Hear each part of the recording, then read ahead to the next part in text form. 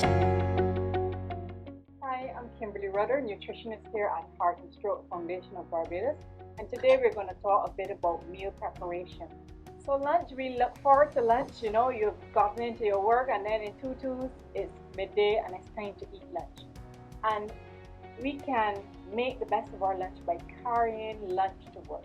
If we get a nice sturdy container, we can pack our lunches and carry our lunches to work, and then it allows us to eat nutritious meals even away from home. So good things to carry for lunch, things like your brown rice can be had at lunch, your sweet potatoes, you can make a yam pie and carry it for lunch, you can make a breadfruit pie and carry it for lunch. But whatever you do, you want your meals at lunchtime to be balanced with minimum added fat, but packing as much fiber and nutrients in terms of vitamins and minerals as far as possible.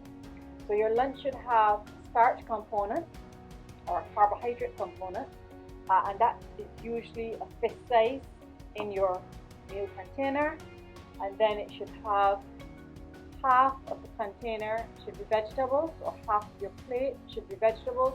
So do make use of your green leafy vegetables, your carrots, tomatoes, whatever is in season.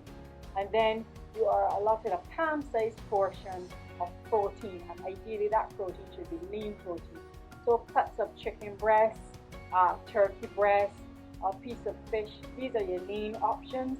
Of course, if you go into things like beef and pork, you know that you need to trim off the fat. Lamb especially is a very fatty meat, so you want to trim off the fat or minimize the use of those more fatty choices and stick to lean meat as much as possible. So if the takeaway message for your lunch is that you pack your lunch in a sturdy container, and you want to have a fist-sized portion of your carbohydrate, half of the container should be vegetables, or half of the plate should be vegetables, and then you want like a palm-sized portion of lean protein. So usually I think that everyone does a pretty good job in terms of breakfast and lunch once they have become conscious about what they're eating. But people often express to be concerned that they kind of fall down at dinner and it's like, what to eat? Okay, so the first thing is that you've got to plan what you're going to eat in the evening. All right, and most importantly, you've got to display that self-control and not stop at those places you like to stop at because the fumes are reaching you in the car from the highway. All right, so you can plan your meals and you have things like a light salad. It can be a chicken salad, a pineapple chicken salad.